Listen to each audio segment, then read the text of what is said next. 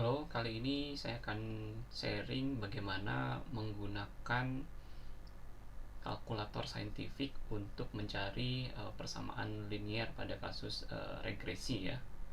Nah, di sini saya menggunakan kalkulator saintifik dengan merek Delhi, tipenya D82MS ya. Nah, di sini bisa kita lihat ya, kita nyalakan dulu kalkulatornya, kemudian kita hapus dulu nih format-format yang sebelumnya. Kalau sebelumnya kalian sudah mengotak-atik ya kalkulator ini dengan cara kita klik shift ya di sini, kemudian kita klik yang clear. Nah, kalau kita klik shift di sini ada kode S-nya di sini ya. Nah, kalau kode shift berarti yang orange ini adalah yang mode yang akan aktif ya di sini. Oke, kita klik clear ya, kemudian kita hapus semuanya ya, yang all itu ketik angka 3 kemudian sama dengan ya. Oke, kita AC ya, kemudian di sini modenya sudah terhapus ya, jadi kembali ke mode awal atau data-data yang sebelumnya itu terhapus.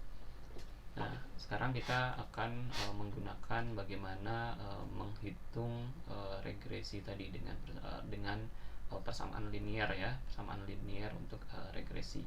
Kita aktifkan dulu mode regresi ya. Di sini klik mode. Nah, klik mode ini berarti jangan klik shift ya. Nah, kita klik mode. Nah, kita pilih yang regresi. Regresi itu di angka 3 ya di sini. Nah, kita klik angka 3 regresi. Kemudian kita pilih yang bagian linier ya. Linier itu di angka 1. Kita klik angka 1.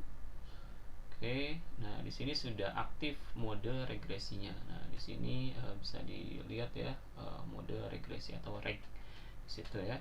Sekarang kita masukkan nilai X dan Y, sebuah data ya. Misalkan di sini ada sebuah contoh kasus, datanya nanti saya coba tampilkan ya Excelnya. Nah, di sini datanya adalah kita ingin mengetahui hubungan antara variabel X dan variabel Y. Bagaimana pengaruh biaya produksi terhadap penjualan produk misalkan ya, dimana yang menjadi sumbu X-nya adalah biaya produksi, satuannya juta rupiah, kemudian sebagai sumbu Y-nya adalah penjualan dalam juta rupiah.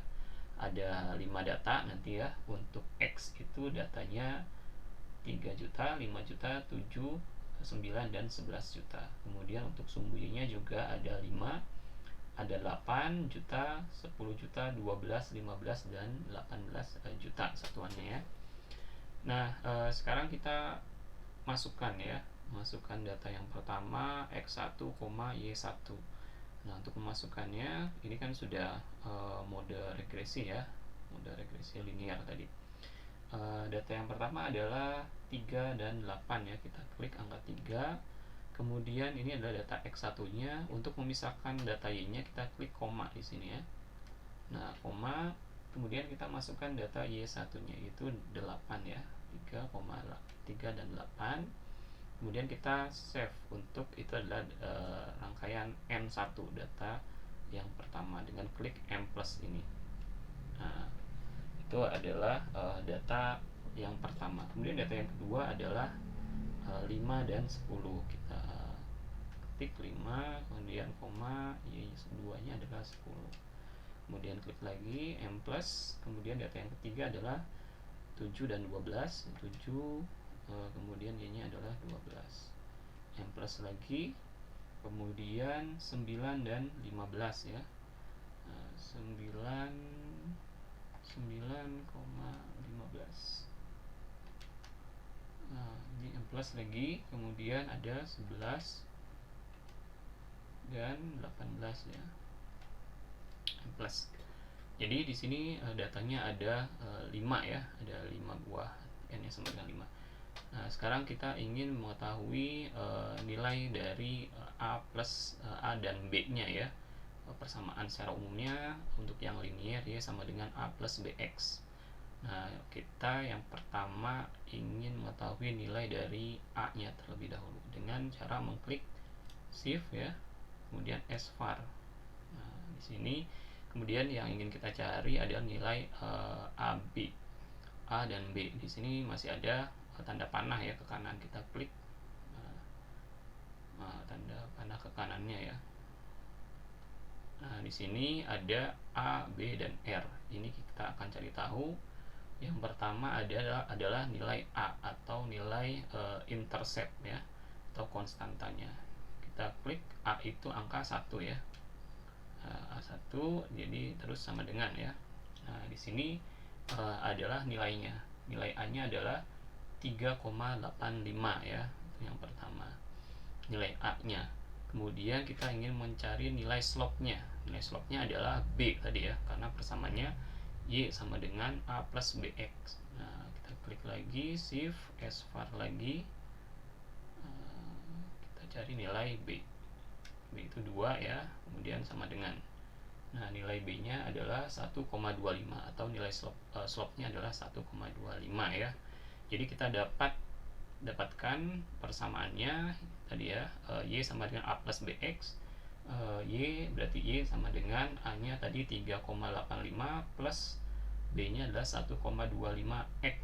Nah, itu adalah kita dapat persamaan linearnya. Kemudian kita bisa juga mencari tahu hubungan nilai R-nya tadi ya. Nilai R-nya kita bisa klik kembali di sini, kita klik Shift, Shift ya, kemudian SVAR, kemudian nilai R. Nah, kita dapat nilai R-nya.